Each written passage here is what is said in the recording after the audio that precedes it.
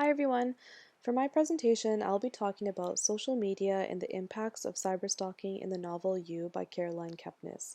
I initially recorded this as a normal video, but found it too awkward, so I made this more like a podcast, if you will, or maybe I'll add some ASMR. Just kidding, I won't, but I will be addressing how not only is social media an important part of the novel, but it is also an important part in all of our lives, and we'll also be talking about people and their connection with various forms of social media platforms.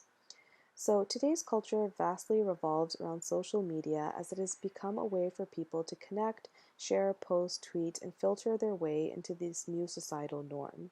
To go to dinner without posting your meal, to travel without posting a picture of your boarding pass, or going to the mall without Snapchatting hashtag me day or hashtag treat yourself would be crazy and are instead really common and normal parts of our lives. However, Kepnes's novel illustrates the dangers of social media and cyberstalking through the character Joe, who very easily is able to quickly find all the information needed to stalk Beck by simply knowing her name. Modernity and technological advances has helped humans to live better lives. However, Joe's character is a reminder of the dark realities of these changes. Social media stalking has become so normal in today's society that Joe not only becomes a symbol of danger, but his narration and obsessive behavior becomes an eye-opening experience for readers. Social media gives us this perception that we know the people we are searching for. By seeing their posts, pictures, likes, dislikes, we create this virtual bond with celebrities, influencers, and complete strangers. This idea perfectly sums up Joe, as he truly believes he knows who Beck is due to what she posts, where she goes, and who she chooses to surround herself with. Therefore, these platforms have allowed us to create these digital lives that have increasingly become more and more addictive. The need for information on a person is now seamlessly embedded into our daily activities.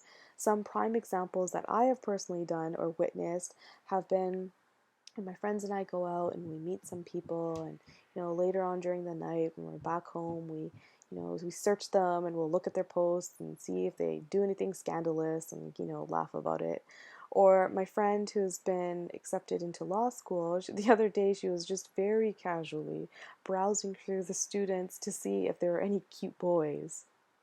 Or the most alarming was recently I had joined this local DJ's like Instagram live, and when I went on, this account that I didn't know who it was and didn't have a picture had said, "Oh, Rhea Singh, she went to Panorama Ridge, which was my high school." And I was so taken back by this. I had no clue who this person was. I screenshot it and I sent it to my friend, and within 5 minutes, she was able to tell me who this person was, how old this person was, and how they know me. And it was just so alarming because I have no connection with this person, but it's through these different social media platforms, this person was able to connect to who I was, and it was just a really unnerving and weird feeling, and I did not like it. And but these, are only a few examples that came to mind, and I really have no shame in admitting to this because I can almost bet that the majority of the class or friends have done, similar things. Again, I'm just trying to emphasize the normalcy of these activities. But even when setting your profile to private, people are still able to access some information about you.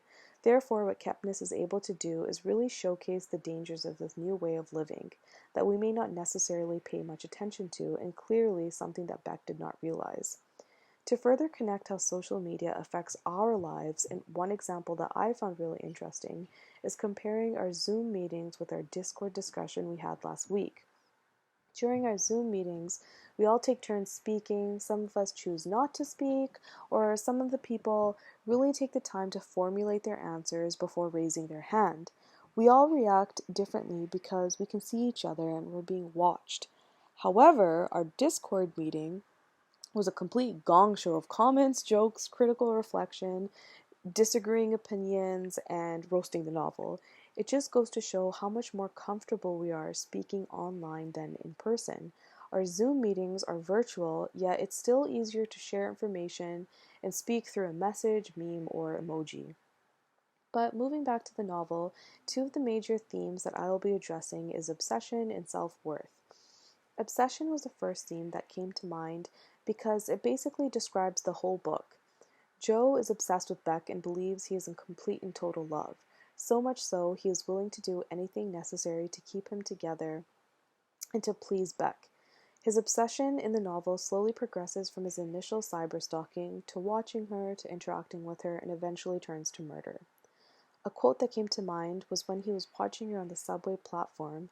He says, "Beck, you're lucky I'm here, because if you fell or if some sicko had followed you down, some derelict rapist, you wouldn't be able to do anything," illustrating just how delusional he is. He doesn't see his own behavior as sick or obsessive, but instead are the actions of someone who is in love. The second theme, self worth, is important because this strongly relates to who Beck is, as her character can be perceived as someone who seeks validation from her work, friends, and the men in her life.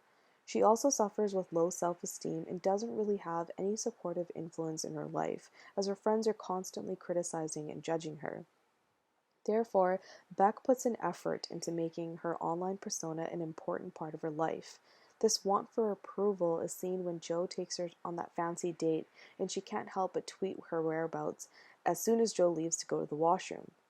This combination of lack of self-worth and low self-esteem become the reason that Beck is unable to see the danger that Joe is, as she is used to being overpowered by the people closest to her.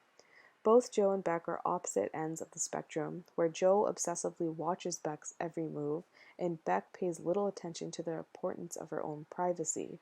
The novel therefore leaves readers wondering if they have become more stalkerish like Joe, minus the psychopathic and murderous tendencies, or too lax like Beck, or do you fall somewhere in between, hopefully. My discussion is actually next week, but I do want to ask one quick question and get people's opinions because this was something I asked myself when I was reading the novel. Why is it that Beck notices her own behavior and repeatedly calls herself a stalker when talking to Joe and calls herself crazy numerous times throughout the novel? Why is she able to see these traits in herself but not in Joe? Although her actions are not as extreme as Joe's, do you think that Beck's actions can be considered as crazy or stalker-like? Specifically when she shows up unannounced at Joe's apartment.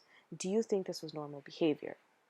Okay, so hopefully this wasn't too boring. I'm really excited for this novel's discussion.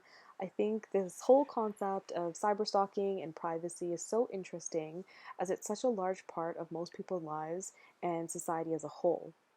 So again, I'll have some more questions next week, but I can't wait to read everyone's thoughts. Okay, bye!